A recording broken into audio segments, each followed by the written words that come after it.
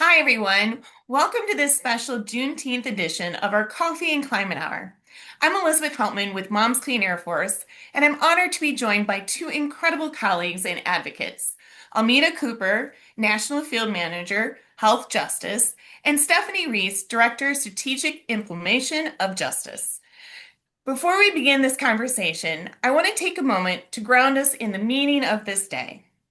Juneteenth, June 19th, became a federal holiday in 2021, but its roots are much deeper. This day commemorates the official emancipation of enslaved Black Americans in Texas on June 19th of 1865, 2.5 years after the Emancipation Proclamation. It marks the final enforcement of the end of slavery across the United States, a moment of liberation, but also of reflection on a long and continuing journey toward justice and equity. Today, we gather to talk about climate, air quality, and health. It's important to recognize that environmental health and justice are deeply connected to this legacy. Black communities in the U.S. continue to face disproportionate pollution and health burdens and barriers to clean air and safe environments. So, in honor of Juneteenth, we'll explore how environmental justice, maternal health, children's health, and how policy change all intersect, and how liberation means justice in every breath. And with that, I'm excited to welcome Almeda and Stephanie to share their wisdom, experience, and reflections. I'd like to start out by just saying hello to the both of you and thank you for being here today. Almeda and Stevie, Juneteenth is both a celebration and a call to reflect. How do you both personally connect the significance of Juneteenth to your work in environmental justice and health equity?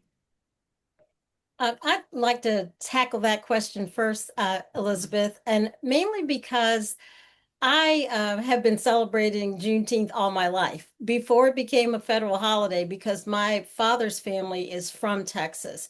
And even though before 2021, when it became an official holiday uh, as adopted by U.S. Congress, there were people not only in Texas, but all over the country who were celebrating Juneteenth. And for me, it's more than just red soda and red velvet cake and barbecue, which there's nothing wrong with being festive on Juneteenth.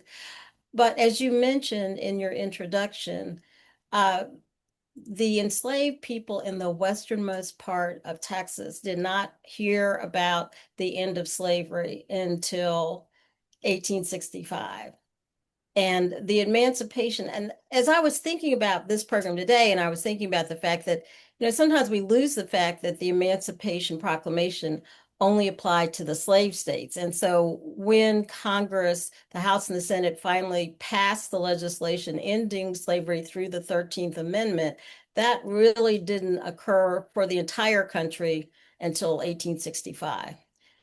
And the reason I'm going into all of this detail is really just to say that the meaning of Juneteenth for people who have been celebrating it, like me, all their lives, it's more than just, being recognized as a federal holiday. And even if there is some pushback, as there has been under the current administration, about the celebration, because it has been recognized by Congress and is a federal holiday, we're going to continue to be celebrating it nationally, but it's not limited to that. And what people like in my family have been doing is both the festive part, but also really thinking about the sacrifices and what it meant to have to do 2.5 more years of harvesting without pay.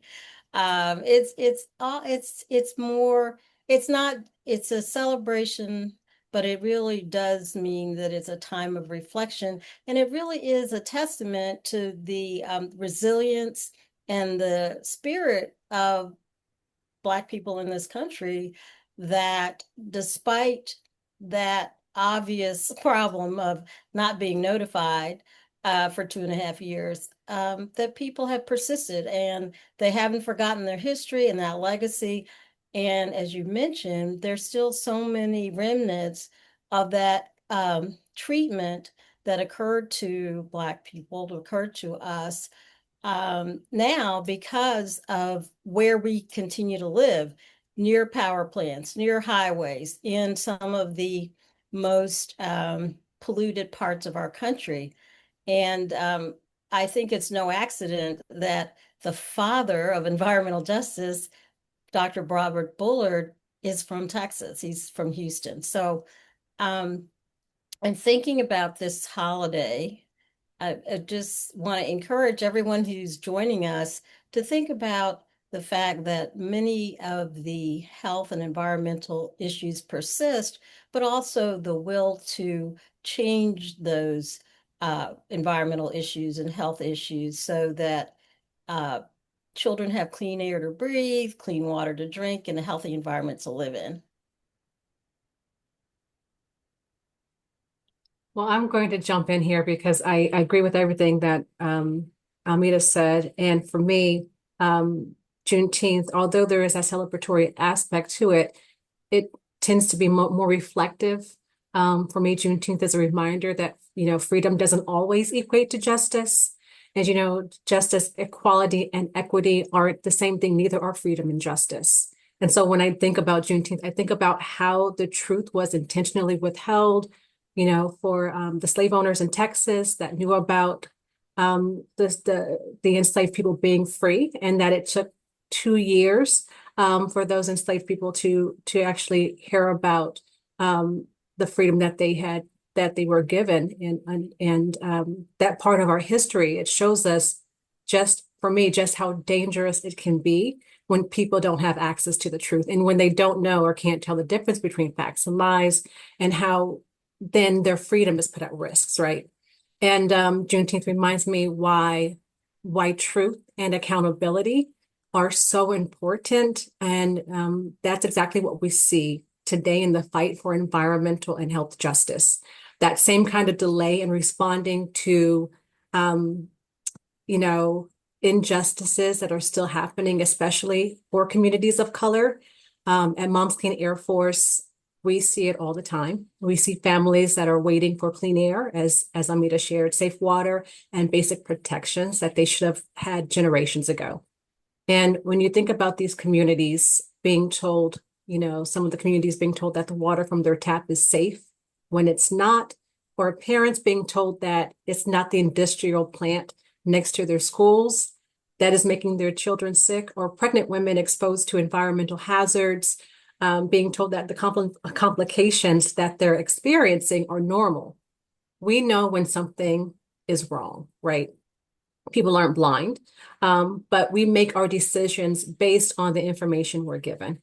And so bringing it back to how our work at Moms ties into the meaning of Juneteenth, this is why it is so important that the information that people receive is actually rooted in truth and science. And so at Moms Clean Air Force, our role is to make sure that families have access to that information, whether it's through our fact sheets, webinars, or community events, so that they can understand how these environmental issues are impacting their health. And just as importantly, we stand with them in demanding accountability from policymakers, because justice, again, it requires both knowledge and action. I want to build on one of the comments that you made, Stephanie, and you mentioned that there's been generations since since Juneteenth was first recognized.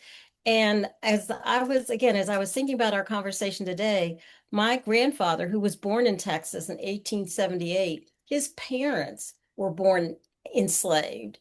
So, sometimes when we think about it, you have to think about the fact actually it's not kind of like when we read the Bible and say generations and generations ago. It's really it's very present and not really that long ago. And the other thing that I just wanted to say is too, another aspect, and it relates to what you were saying, Stephanie, and that is that when people uh, heard about the emancipation and were emancipated, many of the enslaved people could not read or write and weren't permitted to read or write. So the first few Juneteenth celebrations were really focused on helping to educate people about politics and about voting. And I think that's also part of the reason why even today there's a period of reflection, because a lot of the formation of Juneteenth really centered around making people aware. And that's something that we try to do at Moms Clean Air Force, is to help people who might have other daily issues affecting their lives, but also to make sure that they're aware of how these aspects of of the environment and their health are connected to their daily lives. Thank you both for both the personal history as well as sharing about where the birth of environmental justice came from. I think that's very important to know, as well as like the freedom and justice don't always equate. I got to tell you, I wrote that down, Stephanie, as soon as you said that. I'm going to be carrying that through my Juneteenth reflections. But Almeda, I want to bring the focus back on something that you had said too about justice in every breath. What does true liberation through policy look like for you, especially in Black communities that are most affected by pollution and climate change? Well, I just alluded to this aspect of our conversation today at the end of my last comments, and that is that unfortunately, what has persisted is that not all communities experience the impacts of air pollution um, equally. So if you live in an urban area in a urban heat island, you're going to experience extreme heat in a more intense way. And it's not just being hot, there's also many health related issues, particularly for children, pregnant women, and people 65 and older. They can have high blood pressure, it can affect their medications, just a whole host of things. If children have asthma, they can make it worse. So when you're thinking about Juneteenth and you're thinking about the importance of people having the freedom, it's also the freedom to know all of the factors that are affecting their daily lives. And that's part of that's part of what we're doing at Moms King Air Force, is making sure that we use plain language, that we work with community-based organizations to make sure that they have the information they need to protect their families and their children. And can I add in one thing just to go off of what Almeida was saying about communities on the front line, because that is really important for me as well, to see real liberation through policy.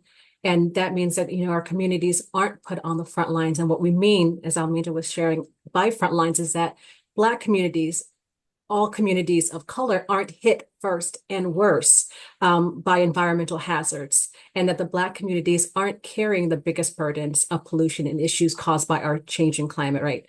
And so, similar to what Almeida shared, I would also like to see strong, enforceable environmental laws that actually consistently protect Black communities, and not only in the short term. Investing in clean energy, clean water, and affordable housing and healthy, clean environments, and going to the people who have historically been denied that access. Also, we have a very serious maternal health crisis in this country. And so it also means that Black pregnant women and babies aren't facing higher risks just because of systemic neglect. And at the end of the day, for me, true liberation looks like choice and safety. And that, again, is having the power to raise your family in a place that's safe and healthy. And that has to be reflected in the policies that we're fighting for. And that's what we're doing at Moms Clean Air Force every single day. It's just fighting to make sure that families have access to these rights. And there are lots of ways that we do what Stephanie has just alluded to. We are engaged in helping people to give testimony before congressional committees, before regulatory agencies like the Environmental Protection Agency. We also have petitions that we post through social media and through our website. And we want to make sure that people know that you don't have to be, a formally trained person. You just have to be someone who cares about your community and your family and talk about your personal experience and how your life is being affected so that the people who are decision makers know that real people are being affected right now. And I think that's one of the strengths of Moms Clean Air Force is that we've been very effective through our, 1.5 million members to communicate with elected officials about how communities are being affected by air pollution.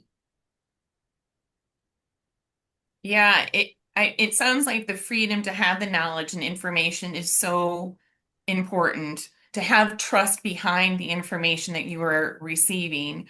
And to have true liberation, it sounds like to me that you're saying that choice and safety should always be at the forefront for all communities, but especially people who have disproportionately been impacted by the biggest burdens of pollution. Um, and looking at that, I'm going to start with you, Stephanie, on this one. What message or call to action would you offer for folks here watching our coffee hour to honor Juneteenth in a way that drives long-term justice and equity? Right. And like you said, Elizabeth, it is about information. It is about knowledge sharing and knowing the history. But this isn't just about history. It's about what we do with that history and those lessons learned. And so if you're wondering how to honor Juneteenth beyond the day itself, the best thing that you can do is just commit to real ongoing action. I know it's hard. There's so much going on today, but there are a lot of opportunities whether you're interested in supporting Black-led organizations, speaking up for stronger environmental protections, or simply listening and learning from those living the impacts every single day. And so I always start by saying, start with your why. I know a lot of people say this, but in response to that question, in what way can you best instigate change in a way that works for you? And also, I'd say pick one thing you can do starting now, whether it's showing up at a community meeting, calling your elected officials, talking to your neighbors, joining an advocacy group like Moms Clean Air Force, or any other group that you feel shares your values, and stick with it. The time that you're putting into these efforts, they aren't wasted. And honestly, change happens over time, and change happens because of the small and big efforts by people like you, those joining the call. So don't be afraid to share information, speak up, speak out. And again, if you have questions or need a resource to help get you started, please visit momscleanairforce.org. We are happy to help in any way we can in helping you advocate in a way that makes sense for you. I love what you just said, Stephanie. The call to action is doesn't have to be a huge step. It just has to be a first step. And the first step is very, very easy in terms of just going to our website. And there is so much information. You can look it up by subject matter. And right now is a critical time. There's a lot going on in Congress. And we have many videos, short clips in plain language, easy to understand about some of the most critical issues that are being voted on in literally the next few weeks. So I encourage anyone who's listening to our discussion today not to delay in taking action and step up and find out. The first thing you can do is be informed. And after you're informed, then take action. Thank you both for that. Of course, I'm going to start with my why after this and be very committed to learning more. And thank you for, like I said, bringing this conversation, so sparking our interest, giving us avenues to advocate for communities. And with that, given all this renewed attention at these times, and you had both had just mentioned this previously in this conversation. and the pushback on racial justice, environmental protections, and the historical awareness of everything about this holiday.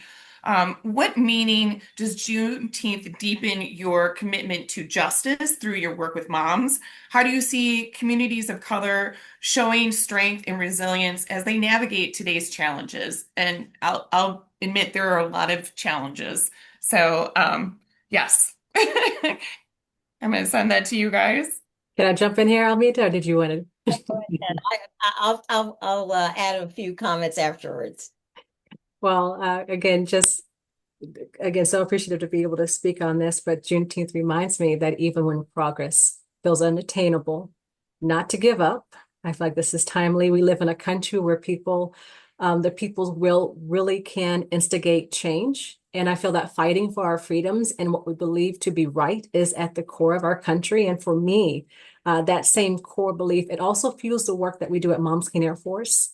We're focused on protecting families from pollution and climate threats, but also from deeper injustices of being ignored or sacrificed in the name of progress. And so Black communities, we have been creating our own narratives and support systems and strategies for self-realization for a very long time.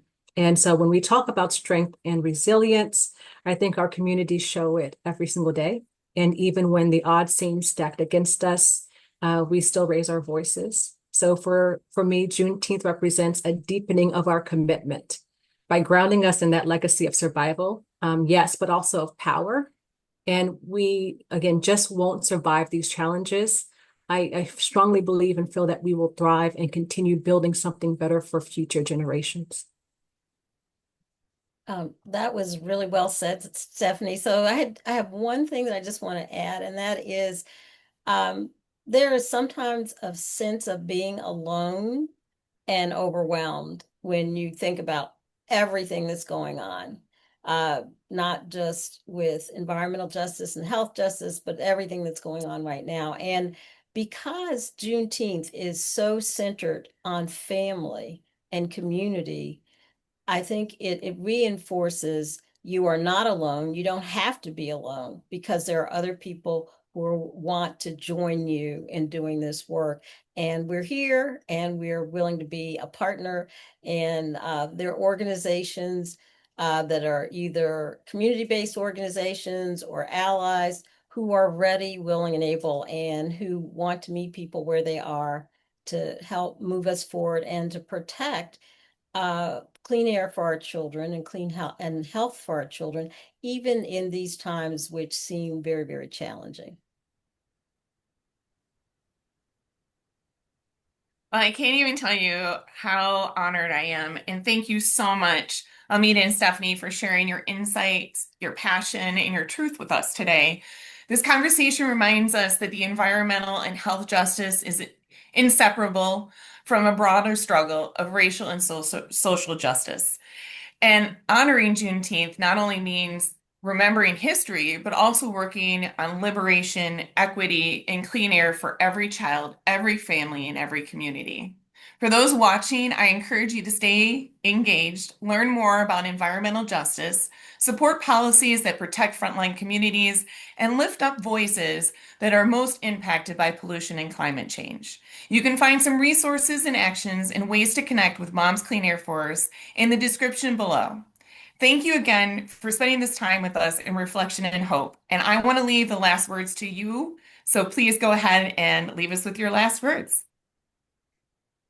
Uh, Go ahead, Almita. I'll let you start. Oh, no, well, at the risk of repeating what we've said in kind of different ways, but over and over again today, um, as you are celebrating Juneteenth, think of your family, your friends, and your community, and be inspired to take action. And again, just saying, don't be afraid to find and search for that knowledge and that information. And if you need any resources, any guidance, please reach out to Moms Clean Air Force at momscleanairforce.org.